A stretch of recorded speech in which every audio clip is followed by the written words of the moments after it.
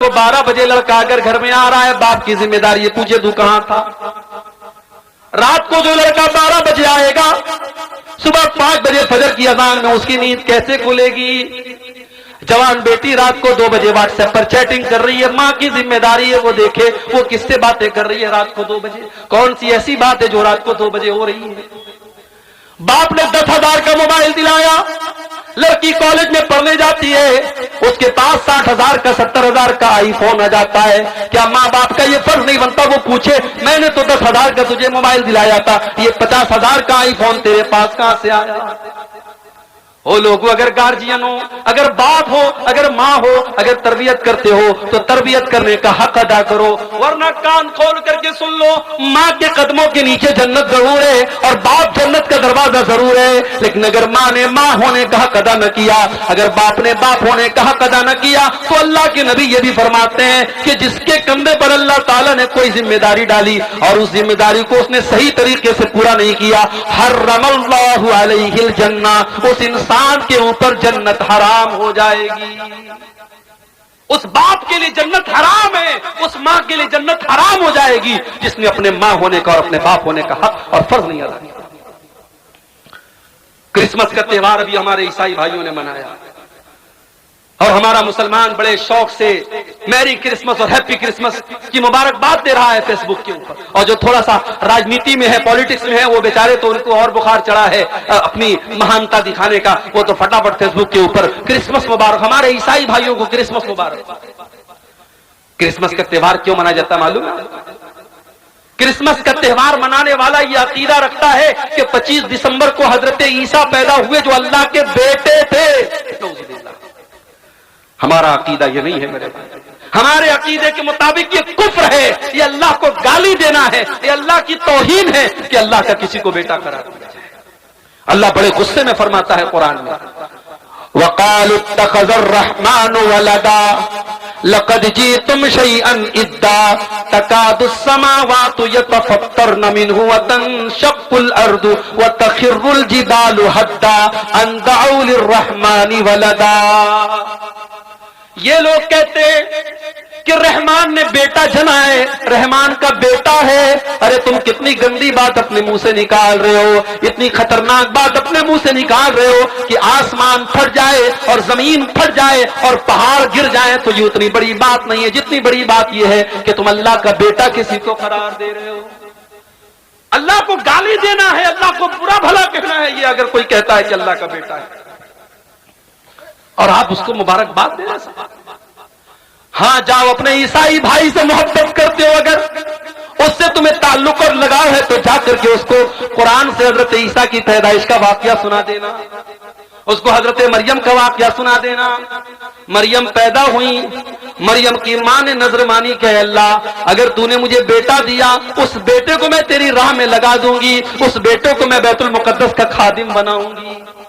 ہائے ہائے، آج وہ مائیں دنیا سے ختم ہو گئی جو اپنے بچوں کو دین کے راستے میں لگایا کرتی تھی۔ آج تو ماں کا سپنا کیا ہے؟ اے اللہ مجھے ایسا بیٹا دے جو ڈاکٹر بن جائے، جو انجینئر بن جائے، جو وکیل بن جائے، جو جج بن جائے، جو پولیس آفیسر بن جائے۔ میرے بھائیوں اگر ماں کا یہ سپنا ہے کوئی غلط بات نہیں ہے، مگر وہ مائیں سماج سے ختم ہو گئی جو یہ چاہت رکھتی تھی کہ اللہ میرا بیٹا قرآن کا حافظ بن جائے، اے اللہ میرا بیٹا دین کا عالم بن جائے، اے اللہ میرا بیٹا دین کی خدمت کرنے والا بن جائے۔ امام بخاری رحمت اللہ علیہ، ان کی ماں کا واقعہ، ان کی سیرت لکھنے والوں نے لکھا ہے امام بخاری کی ابھی عمر بہت کم تھی، بہت چھوٹے سے تھے، 4-5 سال کے تھے۔ ایک مرتبہ امام بخاری بہت بیمار ہو گیا، بخار چڑھ گیا ان کو، اور بخار ایسا چڑھا، اتنا سخت بیمار ہو گئے امام بخاری، ان کی آنکھوں کی روشنی چلی گئی۔ ان کی ماں کا بڑا سپنا تھا میرا بیٹا نبی کی حدیثوں کا عالم بنے، نبی کی حدیثوں کو یاد کرے، نبی کی حدیثوں کا پرچار پرسار کرے۔ ماں نے دیکھا بچے کی آنکھیں چلی گئی، माँ रात में मुसल्ले पर बैठ गई, तहज्जुद की नमाज पढ़ करके अल्लाह की बारगाह में दुआ करती कि अल्लाह मेरा बच्चा अंधा हो चुका है, मेरे बच्चे की बीमारी चली गई है, अरे अल्लाह मेरा बच्चा कैसे तेरे नबी की हदीसों को याद करेगा, कैसे वो किताबों का मुताला करेगा। अरे अल्लाह अपनी इस बंदी की, इस दुखियारी बंदी की दुआ को सुन ले। अरे अल्लाह मेरे बच्चे की बीमारी को लौटा दे। हाय हाय, माँ की दुआ में बड़ी ताकत होती है मेरे भाई। उस माँ ने रात की तारीकी में जो दुआ की, अल्लाह ने उस दुखियारी माँ की दुआ को कबूल किया। माँ तहज्जुद पढ़ करके सो गई। ख्वाब में हजरत इब्राहीम अलैहिस्सलाम की ज़ियारत हुई और हजरत इब्राहीम ने कहा कि है इमाम बुखारी की माँ, मोहम्मद बिन इस्माइल की माँ, तेरे बच्चे की बीमारी को अल्लाह ताला ने लौटा दिया है। माँ ने फौरन आंखें खोली और देखा इमाम बुखारी रहमतुल्लाह अलैह बिल्कुल सही तरीके से देख रहे हैं। ये करामत थी हजरत इमाम बुखारी की माँ की और उनकी। मेरे प्यारे साथियों, ये माएँ थी जो अपने बच्चों के लिए फिक्र किया करती थी। जाओ अपने ईसाई भाई को बताओ कि मरियम की माँ ने भी नजर मानी थी कि अल्लाह बेटा होगा तो तेरे दीन में लगा दूंगी, और बेटी पैदा होगी। मरियम की माँ बहुत उदास हो गई, कहने लगी है अल्लाह मैंने बेटी को जन्म दे दिया। अल्लाह ने फरमाया वलैसा ज़करु कल उन्सा, ऐ मरियम की माँ अगर तुझे बेटा होता तो ऐसा ना होता जैसी ये बेटी हुई है। उसका नाम मरियम रखा। उसके बाद माँ का इंतकाल हो गया और मरियम की परवरिश उनके खालू हजरत ज़करिया अलैहिस्सलाम करने लगे। ज़करिया अलैहिस्सलाम बहुत अल्लाह के नेक और मुत्तकी बंदे थे, अल्लाह के पैगंबर थे, और दिन रात वो अल्लाह के घर में रहा करते थे, मस्जिद में रहा करते थे, मेहराब में रहा करते थे, और उसी मेहराब में हजरत मरियम की परवरिश भी कर रहे थे। कुरान कहता है कुल्लमा दखल अलैहा ज़करियल मेहराब वजद इंदहा रिज़्क़ा। हजरत ज़करिया जब मस्जिद में आते हैं तो क्या देखते हैं? अनार का मौसम नहीं और मरियम के पास अनार मौजूद है। आम का मौसम नहीं, आम मौजूद है। सेब का मौसम नहीं, सेब मौजूद है। जिस फल का मौसम नहीं वो फल मौजूद है। काल अन्ना लकी हाज़ा या मरियम, कहते हैं मरियम तेरे पास ये फल कहां से आया? कालत हुवा मिन इंदिल्लाह, मरियम कहती है कि ऐ खालू जान ये फल अल्लाह ताला की तरफ से आया है। इन्नल्लाह यर्ज़ुक़ु मन यशाउ बिग़ैरि हिसाब, अल्लाह जिसको चाहता है बेहिसाब रोजी देता है। ऐ खालू जान ये अल्लाह की तरफ से आया है। हजरत ज़करिया ने हमें सबक दिया, अगर अपने घर को बचाना चाहते हो जिम्मेदार माँ बनो, जिम्मेदार बाप बनो। मगर आज का बाप तो बेगैरत बन चुका है। जवान बेटी को बाइक पे बाप घुमा रहा है, मेकअप करके, लिपस्टिक लगा करके, मस्कारा चस्कारा लगा करके और सज धज करके जवान बेटी बाइक पर बाप के पीछे बैठी है, भाई के पीछे बहन बैठी है, पूरे गांव की सैर करा रहा है और पूरा गांव उसकी बेटी और उसकी बहन के हुस्न की नुमाइश कर पैदा हुई हैं, जिनको मरियम कहा जाता है, जिनको आसिया कहा जाता है। आसिया फिरौन की बीवी, फिरौन जैसे जालिम इंसान की बीवी। फिरौन इतना बड़ा जालिम है और अल्लाह ने उसकी बीवी को ईमान वाला बना दिया। और ये अल्लाह की नेक बंदी जब अल्लाह के ऊपर ईमान लाती है, फिरौन अपने महल से निकाल देता है और जंजीरों में जकड़ देता है। अपने महल को छोड़ करके, अपने शौहर की हवेली को छोड़ करके जेल की तारीकी में, जेल के अंदर अपनी जंजीरों में जकड़ी हुई फिरौन की बीवी अल्लाह से दुआ करती है, रब्बि इब्नि ली इंदक बैतन फिल जन्नह वनज्जिनी मिन फिरऔन व अमलिही वनज्जिनी मिनल कौमिज़ ज़ालिमीन। आय अल्लाह तेरी तौहीद के लिए, तेरे दीन के लिए, आय अल्लाह मैंने फिरौन का महल छोड़ दिया। आय अल्लाह अपनी इस बंदी को तू जन्नत में एक महल अता फरमा दे। आय अल्लाह इस जालिम फिरौन से मुझको नजात दे। अल्लाह ने कयामत तक के ईमान वालों के लिए फिरौन की बीवी को आइडियल और नमूना बना दिया। इसका मतलब यह हुआ अल्लाह के यहां यह नहीं देखा जाएगा कि रिश्ता कैसा था, अल्लाह के ये देखा जाएगा किरदार कैसा था। हजरत नूह अलैहिस्सलाम की बीवी और हजरत लूत अलैहिस्सलाम की बीवी, दोनों नबियों की बीवी उनके ऊपर ईमान नहीं लाई। इतने बड़े नबियों की बीवी ईमान नहीं लाई तो कुरान कहता है फखानताहुमा फलम युगनिया अन्हुमा मिनल्लाह। हजरत नूह अलैहिस्सलाम की बीवी जहन्नम में जाएगी, हजरत लूत अलैहिस्सलाम की बीवी जहन्नम में जाएगी। नबी की बीवी है और ईमान नहीं लाई तो जहन्नम में चली गई, और फिरौन की बीवी है और ईमान लाई तो जन्नत में चली गई। گئی. میری پیاری ماں اور بہنوں، آپ کا کردار ایسا ہونا چاہیے. آپ کے لیے مثال مریم ہے اور آپ کے لیے مثال آسیہ ہے. قرآن کہتا ہے وَأَقِمْنَا الصَّلَاةَ، نماز قائم کرو، وَآتِينَا الزَّكَاةَ، زکات دیا کرو. عورت جو زیور پہنتی ہے، عورت جو کنگن پہنتی ہے، جو گلے میں ہار پہنتی ہے، جو کان میں ایئر رنگ پہنتی ہے، اگر سونے کا ہار ہے، سونے کا زیور ہے اور 85 گرام یا اس سے زیادہ کا ہے، اور چاندی کا زیور ہے اور 595 گرام یا اس سے زیادہ ہے، اس پر سال میں 2.5% زکات دینا ہے. عورت کو اگر شوہر زکات نکال دے بہت اچھی بات ہے، اگر شوہر نہیں نکال رہا ہے تو بیوی کو اس کی زکات نکالنی پڑے گی. اس کے بعد اللہ فرماتا ہے وَأَطِيعْنَا اللَّهَ وَرَسُولَهُ، اے ایمان والی عورتوں تم اللہ کی اطاعت کرتی رہنا اور رسول کی اطاعت کرتی رہنا. انما يريد الله ليذهب عنكم الرجس اهل البيت ويطهركم تطهيرا. اے نبی کے گھر کی عورتوں، اللہ یہ حکم اس لیے دے رہا ہے کیونکہ اللہ تم کو ہر گندگی سے پاک اور صاف کرنا چاہتا ہے. اس کے بعد فرمایا وَذْكُرْنَ مَا يُتْلَى فِي بُيُوتِكُنَّ مِنْ آيَاتِ اللَّهِ وَالْحِكْمَةِ. اے نبی کی عورتوں، تمہارے گھروں میں قرآن و حدیث کا درس ہوتا ہے، قرآن پڑھا جاتا ہے اور حدیث پڑھی جاتی ہے، اس کو یاد کیا کرو. آج ہماری عورتیں قرآن و حدیث کیا یاد کریں گے؟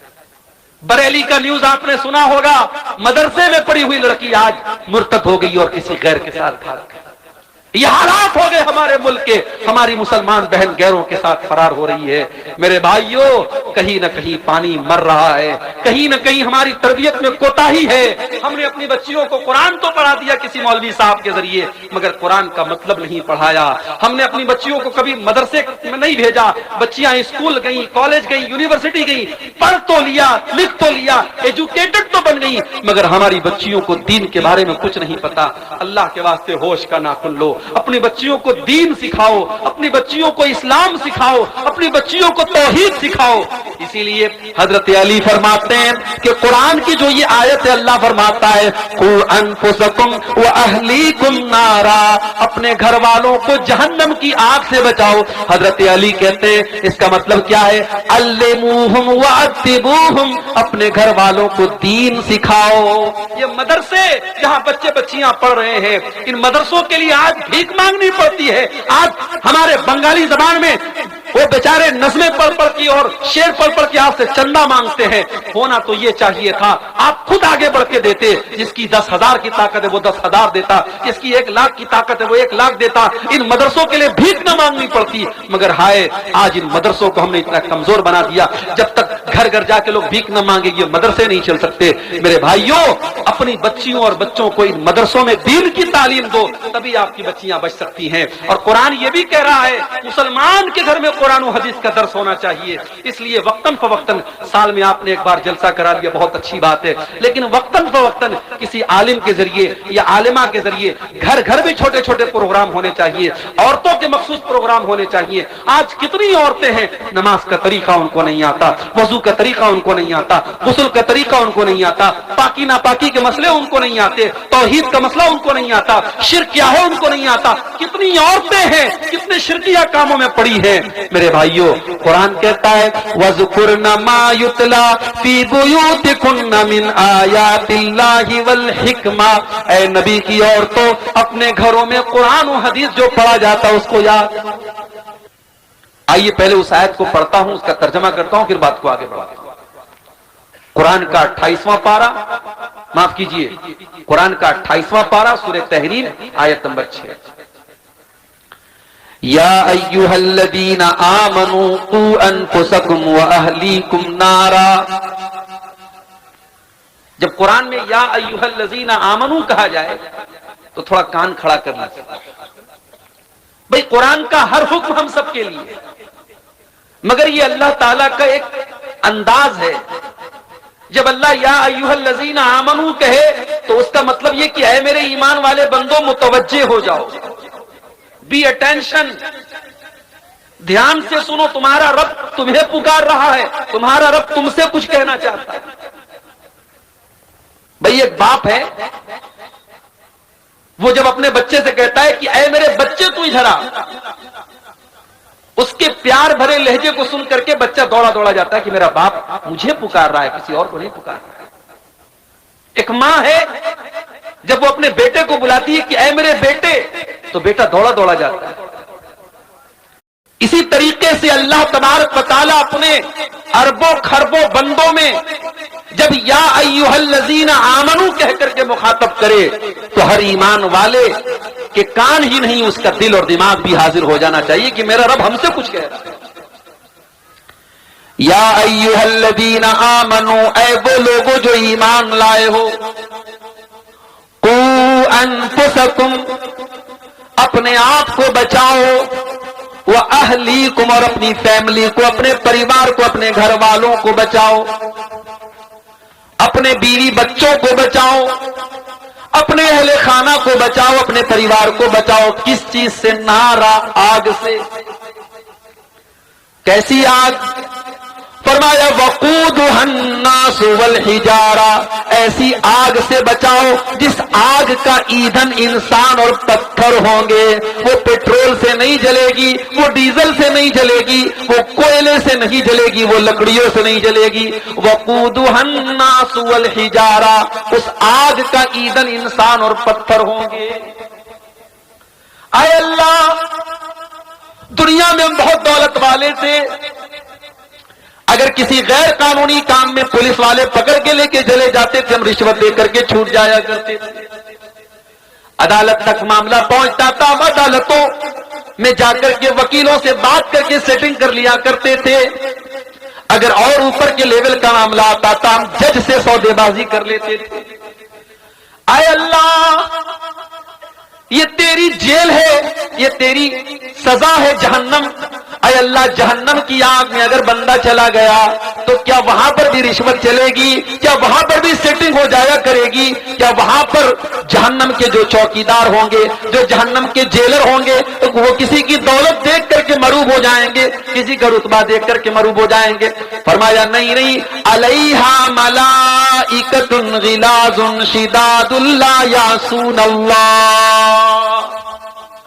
جہنم کے داروغہ انسان نہیں ہوں گے، جہنم کے داروغہ فرشتے ہوں گے، اور فرشتے گناہ نہیں کرتے، فرشتے اللہ کی نافرمانی نہیں کرتے۔ جہنم کے داروغہ بڑے ٹائٹ ہوں گے، بڑے سخت ہوں گے، بڑے اسٹرکٹ ہوں گے، اور اللہ جتنا حکم دے گا وہ اتنا اس کو پورا کرے گا۔ اب یہ قرآن کی آیت میں نے آپ کے سامنے پڑھی، اس میں جس بات کی طرف میں آپ کا دھیان آکرشت کرنا چاہتا ہوں، آپ کی توجہ چاہتا ہوں، اللہ نے یہ کہا کہ اپنے آپ کو بچاؤ اور اپنی فیملی کو بچاؤ۔ ایسا کیوں کہا اللہ؟ اللہ ڈائریکٹ یہ بول دیتا اپنے آپ کو جہنم کی آگ سے بچاؤ، فیملی کا ذکر کیوں کیا؟ کیونکہ ہر انسان کی زندگی میں اس کے پریوار کی بڑی اہمیت ہے۔ انسان کسی اچھی جگہ جاتا ہے، سوچتا ہے بیوی بچوں کو لے کے جاؤں۔ انسان کوئی اچھی چیز کھاتا ہے، سوچتا ہے اپنی محترمہ کے لیے بھی لیتے چلوں، اپنے بچوں کے لیے بھی لیتے چلوں۔ حج کرنے جاتا ہے، بیوی کو لے کے جاتا ہے، عمرہ کرنے جاتا ہے، بیوی کو لے کے جاتا ہے۔ پریوار کو ہم بہت چاہتے ہیں، بہت محبت کرتے ہیں۔ جس پریوار سے ہم اتنی محبت کرتے ہیں، جس فیملی سے ہم اتنا پیار کرتے ہیں کہ اسی فیملی کو سکھ پہنچانے کے لیے دن رات ایک کیے رہتے ہیں۔ صبح جب سے نیند کھلتی ہے، رات کو بستر پہ جانے تک اپنے بدن کا ایک ایک قطرہ، اپنے پسینے کا ایک ایک قطرہ اپنے پریوار کے لیے ہم بہاتے ہیں۔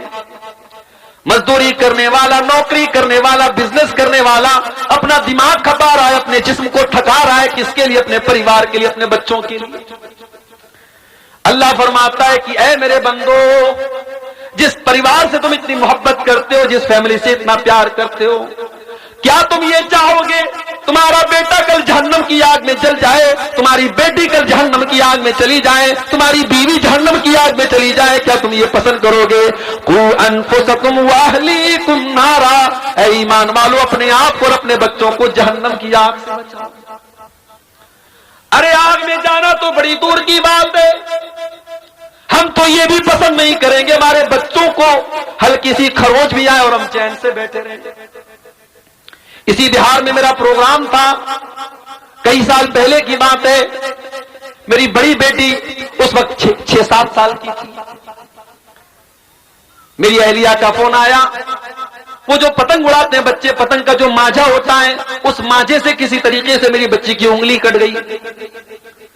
میں بہار میں بیٹھا ہوں پروگرام میں، مائیں عورتیں کمزور دل کی ہوتی ہیں، اس کی انگلی میں کٹ لگ گیا، خون بہنے لگا، میری اہلیہ رونے لگی، آنسو بہنے لگے۔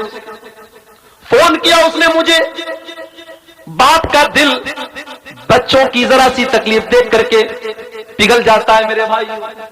ویڈیو کال پر بچے کی انگلی کو دیکھا، میری آنکھوں سے بھی چند آنسو چھلک گئے۔ میں نے فوراً ڈاکٹر کو بلوایا فون کر کے، اس کا علاج ہوا۔ اتنی محبت کرتے ہیں اپنے پریوار سے، ہلکی سی کھروچ آ جائے ہم نہیں پسند کرتے اپنے بچوں کو۔ اللہ تعالیٰ اسی محبت کو یاد دلا رہا ہے کہ اے ایمان والو، جس پریوار سے تم اتنی محبت کرتے ہو، جس کے لیے اتنی محنت کرتے ہو، کل جہنم کی آگ میں تمہارا بیٹا جلنے لگے گا، تمہاری بیٹی جلنے لگے گی، تمہاری بیوی جلنے لگے گی، کیا تم یہ پسند کرو گے؟ قوا انفسکم واہلیکم نارا، اے ایمان والو اس جہنم کی آگ سے اپنے آپ کو بچا لو اور اپنی فیملی کو بچا لو۔ کبھی آگ میں جلتے ہوئے دیکھا ہے آپ نے؟ نہیں جلتے ہوئے دیکھا ہے تو فلسطین کے ویڈیو ذرا اٹھا کے دیکھو۔ شاید دنیا کی تاریخ میں اتنے بڑے بڑے فرعون کبھی پیدا نہیں ہوئے جتنا بڑا فرعون آج اس دور میں، فلسطین پر ظلم کرنے والا، اپنے آپ کو دنیا کا ٹھیکیدار سمجھنے والا ملک موجود ہے۔ دنیا کی تاریخ میں یہ مثالیں نہ دیکھی گئی ہوں گی کہ قبروں پر بلڈوزر چلا کر کے قبروں سے مردوں کو نکال کر کے جلایا جا رہا ہے، چھوٹے چھوٹے معصوم بچوں کو مارا جا رہا ہے۔ ہم اور آپ تو بڑے چین سے اپنے گھروں میں بیٹھے ہوئے ہیں، سردی کے موسم میں رضائی اوڑھ کے، گرمی کے موسم میں اے سی اور کولر کی ہوائیں کھا رہے ہیں۔ وہاں ہمارے فلسطینی بھائی کئی مہینوں سے ہزاروں کی تعداد میں مارے جا چکے اور مارے جا رہے ہیں، ان کے گھروں کو جلایا جا رہا ہے، ان کے اوپر میزائل کے حملے ہو رہے ہیں۔ آگ کیسی ہوتی ہے ذرا ان سے پوچھ لو میرے بھائی۔ آگ، جب کوئی انسان آگ میں جلتا ہے نا، اس کی ڈیڈ باڈی جب آپ دیکھیں گے، کمزور دل اور دماغ کا آدمی تو دیکھ ہی نہیں پائے گا، بے ہوش ہو جائے گا۔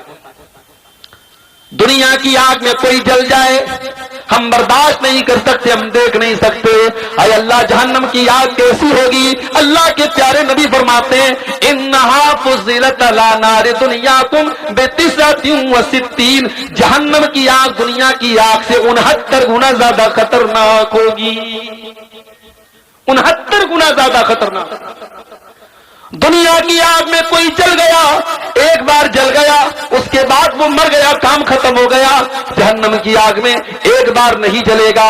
ان الذین کفروا بآیاتنا سوف نصلیہم نارا کلما نضجت جلودہم بدلناہم جلودا غیرہا، ہم جہنمیوں کو جب جہنم میں ڈالیں گے ہم بار بار ان کی چمڑی کو جلائیں گے، ایک بار جب ان کی چمڑی جل جائے گی ہم دوسری چمڑی چلا دیں گے اور پھر سے ان کو جلنے کی تکلیف دیں گے، بار بار وہ جلنے کی تکلیف کو جھیلیں گے۔ میرے بھائی، حالات یہ ہو جائیں گے کہ جہنمی کہیں گے جہنم کے داروغہ سے قالوا یا مالک لیقضی علینا ربک، جہنمی کہیں گے اے جہنم کے داروغہ، اے مالک اپنے رب سے کہہ دے کہ ہمارا کام تمام کر دے، یہ جہنم کی تکلیف ہم سے برداشت نہیں ہوتی، یہ جہنم کا دکھ ہم سے برداشت نہیں ہوتا۔ جہنم کا داروغہ کہے گا قال انکم ماکثون، اے جہنمیوں اب اس جہنم میں ہمیشہ تم کو رہنا ہے، اب یہاں موت آنے والی نہیں ہے، اب بار بار تم کو جہنم کی تکلیف جھیلنا ہے۔ اللہ کہہ رہا ہے کہ اپنے گھر والوں کو جہنم کی آگ سے بچاؤ۔ جس بچے کی انگلی کٹنا آپ کو گوارا نہیں ہے، جس بیوی کو ہلکی سی آگ، اگر گیس کے لائٹر سے بھی اس کی آگ میں اگر آگ اس کے ہاتھ میں آگ لگ جائے تو آپ بے چین ہو جاتے ہیں، اس بیوی اور بچے کو جہنم کی آگ سے کیوں بچانے کی فکر نہیں کرتے میرے بھائی؟ آج کی میری تقریر کا عنوان یہی ہے میرے بھائی کہ اپنے گھر والوں کو ہم جہنم کی آگ سے کیسے بچائیں۔ ہر انسان کی زندگی میں اس کے گھر کی بڑی اہمیت ہوتی ہے، اللہ نہ کرے کوئی اپنے گھر سے بے گھر ہو جائے۔ تیاریاں تو کچھ ایسی ہی چل رہی ہیں، ایک مخصوص مذہب کے لوگوں کو آگے چل کر کے بہت بری طریقے سے ٹارگٹ کرنے کی تیاریاں چل رہی ہیں، اللہ ہم سب کی حفاظت فرمائے۔ گھر سے بے گھر کر دیا جائے، اس سے بڑھ کے تکلیف اور دکھ نہیں ہے ہو سکتا میرے بھائیوں۔ اسی لیے 1400 سال پہلے جب یہودیوں کے قبیلے نے مسلمانوں کے ساتھ غداری کی اور ان کو ان کے گھروں سے نکالا گیا تو اللہ نے اس کو اپنا عذاب قرار دیا. والذی اخرج الذین کفروا من اہل الکتاب من دیارہم لأول الحشر. اے ایمان والو، ہم نے ان اہل کتاب کے کافروں کو، ان یہودیوں کو ان کی غداری کی وجہ سے ان کے گھر سے نکال دیا. یخربون بیوتہم بأیدیہم وأیدی المؤمنین. یہ اتنے بڑے بدبخت تھے جب یہ اپنے گھر کو چھوڑ کے جانے لگے، اپنے دروازوں کو توڑ توڑ کے جا رہے تھے، اپنی کھڑکیوں کو توڑ توڑ کے جا رہے تھے تاکہ ان کے جانے کے بعد کوئی ان کے گھروں کو استعمال نہ کر سکے. اللہ نے کہا دیکھو کیسا عذاب ہمارا نازل ہو رہا ہے. اپنے گھر کو چھوڑ کے جا رہے ہیں اور اپنے گھر کو برباد کر کے جا رہے ہیں، اس کو توڑ پھوڑ کر کے جا رہے ہیں. گھر بہت بڑی چیز ہوتی ہے میرے بھائی. انسان کو زندگی میں سکون اگر ملتا ہے تو گھر میں ملتا ہے. آپ باہر جتنی بھی عیش و آرام سے 5 اسٹار ہوٹل میں رہیں، گھر کی جھوپڑی میں اپنی ماں کے پاس، اپنی بیوی کے پاس، اپنے بچوں کے پاس جو سکون ملتا ہے وہ کہیں نہیں ملتا ہے. اسی لیے اللہ نے فرمایا اللہ الذی جعل لکم من بیوتکم سکنا. اللہ نے تمہارے گھروں کو سکون کا ذریعہ بنایا ہے. تمہیں سکون ملتا ہے تو تمہارے گھر میں ملتا ہے، کیونکہ اسی گھر کے اندر تمہارے بچے ہوتے ہیں. اور بچے کیسے ہوتے ہیں میرے بھائی؟ اللہ کے پیارے نبی منبر پہ خطبہ دے رہے، جمعہ کا خطبہ دے رہے. نواسے حضرت حسن و حسین سرخ رنگ کا، جس رنگ کا میں اس وقت بھی آپ کے سامنے بلیزر پہنے ہوں، جیکٹ پہنے ہوں، یہی سرخ رنگ کا لال رنگ تھا. اسی لال رنگ کا جوڑا پہن کر کے اللہ کے پیارے نبی کے یہ بچے اور نواسے مسجد میں داخل ہوتے ہیں. اور یہ گرتے پڑتے معصوم بچے ہیں 4-5 سال کے، یہ پھسلتے ہوئے نبی اکرم کے سامنے آتے ہیں. اللہ کے پیارے نبی اپنے جمعہ کا خطبہ روک دیتے ہیں، اپنے دونوں نواسوں کو اپنی گود میں اٹھاتے ہیں، اپنا خطبہ روک کر کے اپنے بچوں کو گود میں اٹھاتے ہیں اور کہتے ہیں او لوگوں، اللہ نے قرآن میں کتنی سچی بات کہی ہے، انما اموالکم واولادکم فتنہ. او لوگوں، تمہارا مال بہت بڑا فتنہ ہے اور تمہاری اولاد بہت بڑا فتنہ ہے. او لوگوں، اپنے ان نواسوں کو دیکھ کر کے محمد رسول اللہ اپنے اوپر کنٹرول نہ کر سکے، اپنا خطبہ روک کر کے اپنے بچوں کو دلار کرنے لگے. بچے تو وہ چیز ہوتے ہیں. اللہ کے نبی ایک مرتبہ حضرت حسن کو چوم رہے تھے. ایک دیہاتی بیٹھا تھا، اس نے کہا اے اللہ کے نبی آپ بچوں کو چوم رہے ہیں؟ آپ نے فرمایا کیوں؟ اس نے کہا ان لی عشرۃ من الاولاد، میرے 10 بچے، میں نے آج تک کبھی کسی بچے کو نہیں چوما، کسی بچے کو پیار نہیں کیا. اللہ کے نبی نے فرمایا اولا املک ان نزع اللہ من قلبک الرحمہ، اگر اللہ نے تیرے دل سے رحم نکال دیا ہے تو میں کیا کر سکتا ہوں؟ بچوں سے پیار کرنا، بچوں کو چومنا، بچوں کو گود لینا، بچوں کو کھلانا، یہ میرے نبی کی سیرت ہے. میرے بعض لوگ کیا ہوتے ہیں گھر میں بڑے خوخار ٹائپ کے ہوتے ہیں، مسکرا دے تو ایسا لگتا ہے کہ بہت بڑا احسان کر دیا انہوں نے، مسکرا دیا. ایک دم کھڑوس بن کر کے گھر میں آتے ہیں اور بڑے فخر سے کہتے ہیں صاحب میرے بچے تو مجھے دیکھ کے ڈر جاتے ہیں، میری بیوی مجھ کو دیکھ کے ڈر جاتی ہے. یہ کوئی اچھی بات نہیں ہے آپ کی بیوی آپ کو دیکھ کے ڈر جاتی ہے. میرے نبی کی سیرت نہیں ہے. میرے نبی کی سیرت یہ ہے کہ بچے آپ کو دیکھ کر کے خوش ہو جاتے تھے، بیوی آپ کو دیکھ کر کے خوش ہو جاتی تھی. تو گھر میں سکون ملتا ہے. اور گھر کے اندر گھر والی ہے، اور گھر والی کا کیا کہنا ہے. اچھا ہم یہ بولتے رہتے گھر والی، بھئی گھر تو ہمارا ہے نا، بیوی کا گھر کیسے ہو گیا؟ کبھی کبھی شوہر لوگ غصے میں بیوی سے کیا بولتے ہیں، زیادہ بولے گی تیرے گھر بھیج دوں گا. بیوی کے مائکے کو اس کا گھر کہا جاتا ہے اور شوہر کا جو گھر ہوتا ہے اس کو بیوی کی سسرال کہا جاتا ہے. آج سے کریکشن کر لو، اس غلطی کی اصلاح کر لو. شادی کے بعد عورت جس گھر میں آئی ہے وہ اس کا گھر ہے، اور یہ قرآن کہتا ہے کہ وہ اس کا گھر ہے. اور ہم لوگ تو بغیر دلیل کے بات نہیں بولتے. دلیل میں دے دیتا ہوں قرآن سے. قرآن کا 22واں پارہ کھولو، بالکل اسٹارٹنگ میں آپ کو یہ آیت مل جائے گی. وَقَرْنَ فِي بُيُوتِكُنَّ، اے نبی کی بیویوں اپنے گھروں کے اندر رہا کرو. گھر تو نبی کا تھا، کمرہ تو نبی کا بنایا ہوا تھا، مگر قرآن میں اللہ نے اپنے نبی کی بیویوں سے کہا اپنے گھروں میں رہا کرو. یہ نہیں کہا اپنے شوہر کے گھر میں رہا کرو. پتہ یہ چلا کہ گھر تو بیوی کا ہوتا ہے. عورتیں خوش ہو جائیں، گھر تو تمہارا ہے، یہ شوہر بیچارہ کرایہ دار ہے. یہ 24 گھنٹے میں آپ غور کریں، بیوی 24 گھنٹے میں کبھی کوئی کام سے چلی گئی، مارکیٹ چلی گئی، کوئی کسی کے یہاں رشتہ داری میں چلی گئی، ورنہ 24 گھنٹے میں 20 گھنٹے 22 گھنٹے تو بیوی گھر میں رہتی ہے۔ شوہر کتنے گھنٹے رہتا ہے بھائی؟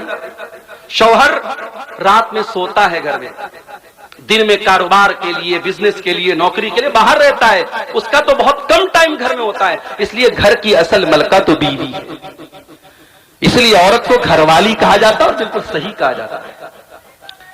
اسی لیے اللہ کے نبی عورت کے بارے میں یہ فرماتے ہیں کہ جب تم کو اپنے گھر کی اصلاح کرنی ہے، گھر کو بہتر بنانا ہے، تو گھر والی اچھی لانا۔ مجھ سے پہلے شاید کوئی عالم دین تقریر کر رہے تھے اولاد کے اوپر، اولاد کی تربیت کیسے کرنی چاہیے، اولاد کو کیسے سدھارنا چاہیے، اس پر تقریر کر رہے تھے۔ میں تھوڑی بہت بنگلہ مجھے بھی آتی ہے، الپو الپو بنگلہ ہمیں بجھتے پاری، تھوڑی تھوڑی ہم بھی سمجھتے ہیں، تو اس سے ایسا محسوس ہوا کہ اولاد کی تربیت پر وہ بول رہے ہیں۔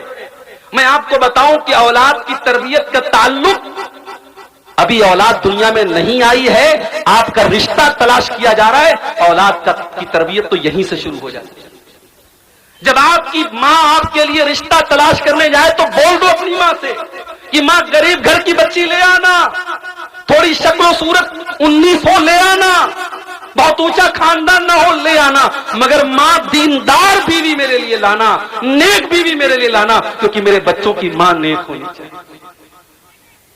اللہ کے نبی فرماتے ہیں تنکح المرأۃ لأربع، جب عورت کا نکاح ہوتا ہے تو 4 چیزیں عورت کے اندر دیکھی جاتی ہیں۔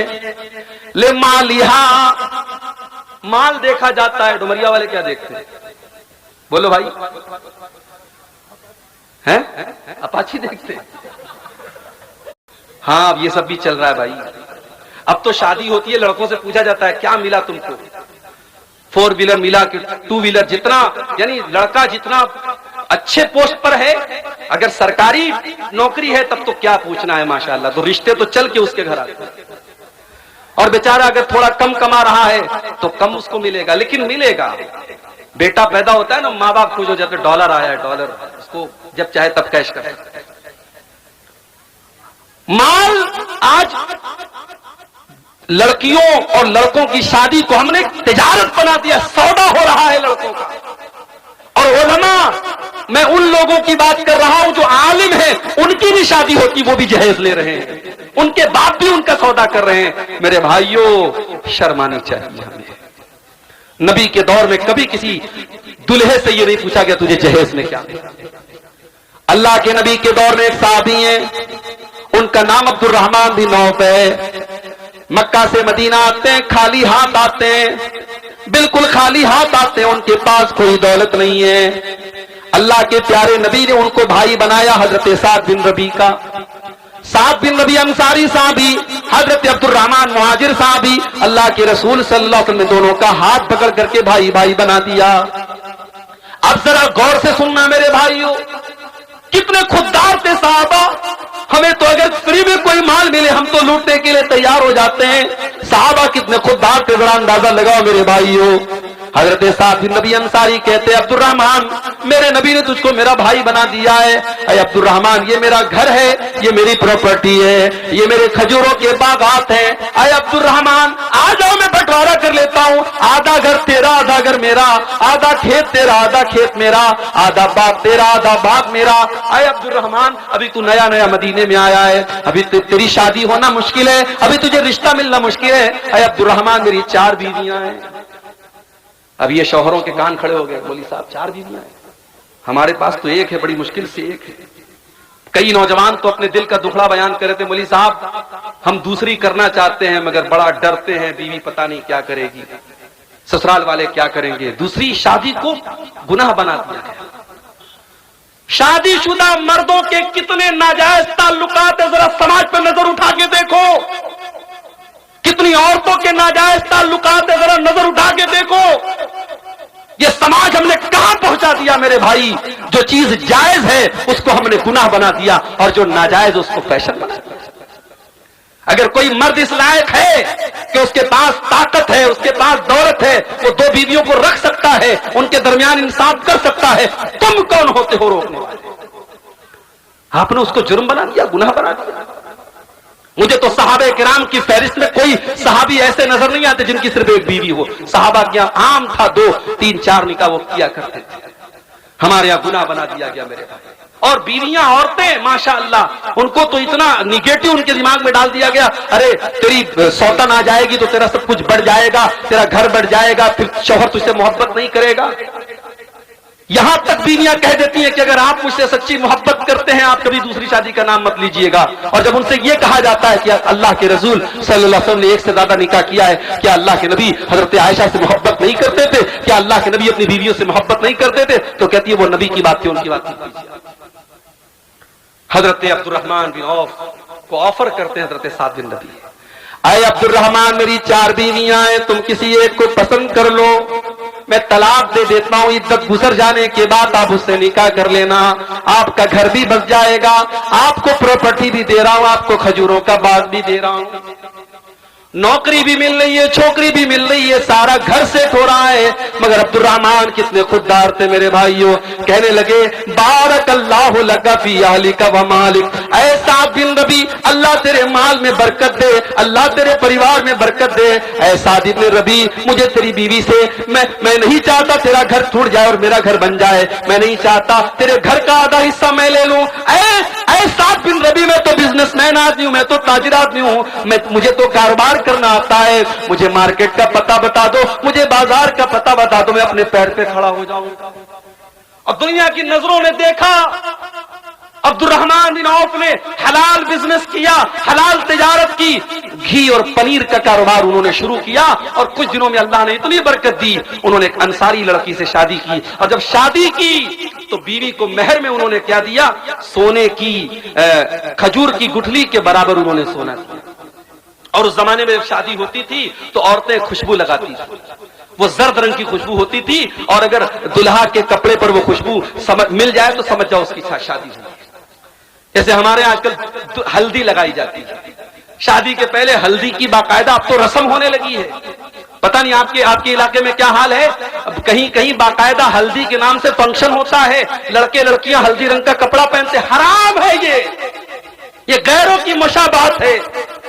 जाके इंटरनेट पर सर्च कर लो, ये हल्दी का ताल्लुक ये बाकायदा एक मजहब से है, एक मजहब के अंदर उसको पवित्र बताया गया, उसको मुबारक बताया गया है। अगर ये समझकर कि आप हल्दी लगा रहे हैं तो फिर ये हराम हो जाएगा मेरे भाई, और आप बाकायदा उससे फंक्शन मना के कर रहे हैं, उसमें नाच गाना तक भी हो रहा है। तो हजरत अब्दुर्रहमान ने निकाह किया, उनके कपड़े पर जर्दी लगी, अल्लाह के प्यारे नबी सल्लल्लाहु अलैहि वसल्लम की नजर पड़ गई। आप समझ गए कि अब्दुर्रहमान ने शादी की। कहा है अब्दुर्रहमान क्या तुमने शादी की है? हाँ अल्लाह के नबी मैंने शादी की है। आपने फरमाया तुमने बीवी को मेहर में क्या दिया? देखो नबी का सवाल देखो, नबी ने ये नहीं पूछा तुमको जहेज में क्या मिला, क्योंकि साहबा के दौर में जहेज का कोई तसव्वुर ही नहीं था, वो खुददार लोग थे, वो आज हमारी तरह भिखारी नहीं थे मेरे भाइयों। वो नौजवान कितना बड़ा भिखारी है, वो अच्छी नौकरी कर रहा है, अच्छा पैसा कमा रहा है, मगर वो इतना बड़ा भिखारी है, जब तक ससुराल से बेड न मिले वो रात में सोएगा नहीं, जब तक ससुराल से फ्रिज न मिले वो ठंडा पानी न पिएगा, जब तक ससुराल से उसको गाड़ी न मिले वो रोड पर गाड़ी न चलाएगा। अरे तू इतने पैसे कमाने के बावजूद एक नंबर का तो भिखारी बना हुआ है। अल्लाह के नबी अपने साहबी से सवाल करते हैं तूने अपनी बीवी को मेहर में क्या दिया? फरमाया नवातम मिन ज़हब, अय अल्लाह के रसूल मैंने अपनी बीवी को खजूर की गुठली के बराबर सोना दिया है। तो जब शादी करते हैं तो लोग माल देखते हैं, वह जमालिहा, और कुछ लोगों की नजर खूबसूरती पर होती है। माँ चाहती है मेरी बहू ऐसी आए, पूरे गांव में पूरे इलाके में तारीफ हो, बहुत खूबसूरत बहू आई है। सिर्फ खूबसूरती देखी जाती है, सिर्फ रंग देखा जाता है। अगर अच्छी लड़की देख के आए, सब कुछ अच्छा है, दीनदार है, नमाजी है, पर्दा करने वाली है, लेकिन रंग थोड़ा सा दबा है, तो माँ करके कहती है रिश्ता तो बहुत अच्छा था लेकिन लड़की का रंग थोड़ा सा दबा हुआ था, लड़की की हाइट थोड़ी सी कम थी। ओ लोगों, इन छोटी छोटी चीजों को तवज्जो न दो।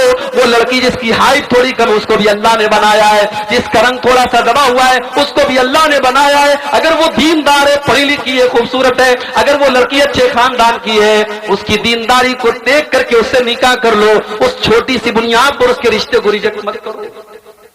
अल्लाह के नबी कहते कुछ लोग वले हसबिहा, उसका खानदान देखते हैं, हमारी बिरादरी से मैच करती है कि नहीं, हमारे कबीले से मैच करती है कि नहीं, जिस खानदान से हम उस खानदान से मैच करती है कि नहीं। वले दीनिहा, और कुछ लोग लड़की की दीनदारी देखा करते हैं। अल्लाह के नबी फरमाते फज़फर बिज़ातिद्दीन, जब तुम लड़की देखने जाओ तो दीनदार लड़की देखो, दीनदार बीवी अपने घर में लेके आओ, तुम कामयाब हो जाओगे। घर को जहन्नम से बचाना है, बच्चों को जहन्नम से बचाना है, तो रिश्तों में मेरे भाइयों दीनदारी देखो। और जब लड़की के लिए लड़का देखने जाओ तब भी दीनदारी देखो। और मैं एक बड़ी पॉइंट की बात बता रहा हूं अपनी बहनों से, किसी बेदीन से शादी करने से बेहतर है, किसी बेदीन की एक लौटी बीवी बनने से बेहतर है किसी दीनदार की एक और दूसरी बीवी बन जाए, तीसरी बन जाए। वो इंसान जिसके पास दीन नहीं है, जिसके पास अखलाक नहीं है, वो आज नहीं तो कल तुम्हें पछताने पर मजबूर कर देगा। इमाम हसन बसरी के पास एक आदमी आया, उसने कहा इमाम साहब मेरी बेटी बहुत खूबसूरत है, बहुत अच्छी है, पढ़ी लिखी है, कसूरा खुत्ताब हुआ, मेरी लड़की के लिए बहुत सारे रिश्ते आ रहे हैं, मैं अपनी बेटी की शादी किससे करूं? गौर से सुनना, इमाम हसन बसरी जवाब देते हैं कि अपनी बेटी की शादी ज़व्विजहत तक़ी, अपनी बेटी की शादी किसी मुत्तकी इंसान से कर दो, किसी ऐसे इंसान से कर दो जो मुत्तकी हो, जो परहेजगार हो, जो अल्लाह से डरने वाला हो। क्योंकि ऐसा इंसान जब तुम्हारी बेटी से शादी करेगा, इन अहब्बहा अकरमहा, अगर तुम्हारी बेटी से मोहब्बत करेगा तो इज्जत देगा, व इन करिहा, और अगर किसी वजह से मियां बीवी में निभाव ना हो सका, अगर मियां बीवी में मोहब्बत ना हो सकी, तो आपकी बेटी को वो जलील नहीं करेगा। दीनदार इंसान को अपना दामाद बनाओ। इसीलिए अल्लाह के प्यारे नबी फरमाते हैं इज़ा खतब इलैकुम मिम्मन तरज़ौन दीनहु व खुल्क़हु, जब तुम्हारी बेटी के लिए ऐसा रिश्ता आए, लड़का दीनदार है, लड़का अच्छी अखलाक वाला है, फज़व्विजूहु, तो जल्दी से निकाह कर दो। ये मत देखो कि ज्यादा कमाता है कि नहीं कमाता है, हमारे बराबर के लोग हैं कि नहीं, पक्का मकान बनाए कि नहीं बनाए, सरकारी नौकरी है कि नहीं है। अगर लड़का दीनदार है, अगर लड़का अच्छी अखलाक वाला है, अपनी बेटी की शादी उस लड़के से कर दो। इल्ला तफालू, अगर तुम ऐसा नहीं करोगे, तकुन फितनतुन फिल अर्दी व फसादुन अरीद, तो जमीन के अंदर फितना और फसाद फैल जाएगा। और फसाद आज फैल चुका है मेरे भाई। समाज के अंदर ज़िनाकारी और बदकारी इतनी तेजी से बढ़ रही है कि शायद आपको अंदाजा नहीं। 9-9, 10-10 साल की बच्चियां, 13-14 साल के बच्चे, आज उनके भी रिलेशन से, उनके भी ताल्लुकात हैं, उनके भी मोबाइल पर उनके भी चक्कर चल रहे हैं। समाज इस मुहाने पर और इस दहाने पर जाके खड़ा है मेरे भाई। जो बच्चियां अभी ढंग से बालिग नहीं हुई हैं, जो बच्चे अभी ढंग से जवान नहीं हुए हैं, आज इंटरनेट ने उनको भी बालिग और जवान बना दिया है। मैं बड़े साफ अल्फाज में कहता हूं, ये दौर सहाबा का नहीं है, ये दौर ताबईन का नहीं है। इस दौर में न मर्दों की नजर झुकी है, न औरतों के जिस्म पर वो पर्दा है जो होना चाहिए। इस दौर में अपनी नौजवान नस्ल को बचाना है, निकाह टाइम से करो, और उनकी निकाह में, उनकी शादी में दीनदारी को प्रीफर करो, दीनदारी को तरजीह दो मेरे भाई। अगर घर वालों को जहन्नम की आग से बचाना है, ये पहला उसूल याद रखो। अच्छा, हम लोग जब घर बनाते तो क्या करते हैं? सबसे पहले हम घर की बुनियाद को मजबूत करते हैं। अगर घर की बुनियाद मजबूत ना हो तो जितनी भी ऊंची बिल्डिंग बना ले, एक दिन बिल्डिंग गिर जाएगी, क्योंकि बुनियाद कमजोर है। अगर आप अपने घर को जहन्नम की आग से बचाना चाहते हैं, अपने घर की बुनियाद दीनदारी पर रखना, तकवा के ऊपर रखना। अफमन अस्सस बुनियानहु अला तक़वा मिनल्लाह व रिज़वानिन, जो अपने घर की बुनियाद अल्लाह के तकवा पर रखेगा, अल्लाह की रजा पर रखेगा, अल्लाह ने फरमाया वो ज्यादा बेहतर है। अम्मन अस्सस बुनियानहु, या वो इंसान बेहतर है जिसने अपने घर की बुनियाद एक गड्ढे के ऊपर रखी है जो जहन्नम में गिरने वाला है। तकवा के ऊपर अपने घर की बुनियाद रखो। बेईमानी करके, चोरी करके, हराम तरीके से अगर पैसा कमा करके घर बना भी लिया, आज नहीं कल वो घर आपके घर वालों के लिए जहन्नम का जरिया बनेगा, बच्चों को बर्बाद करेगा, बीवी को बर्बाद करेगा। और आज देख लीजिए घर के क्या हालात है। कहीं सास बहू का मसला चल रहा है, कहीं देवर भाभी का मसला चल रहा है, कहीं ननद और भाभी में झगड़ा चल रहा है, कहीं देवरानी जेठानी में मसला चल रहा है। आज घरों में झगड़े हैं, लड़ाई है, बरकत नहीं है, सुकून नहीं है, चैन नहीं है, क्योंकि बुनियाद गड़बड़ है, बुनियाद तकवा पर नहीं है, बुनियाद दीनदारी पर नहीं है। अगर घर वालों को जहन्नम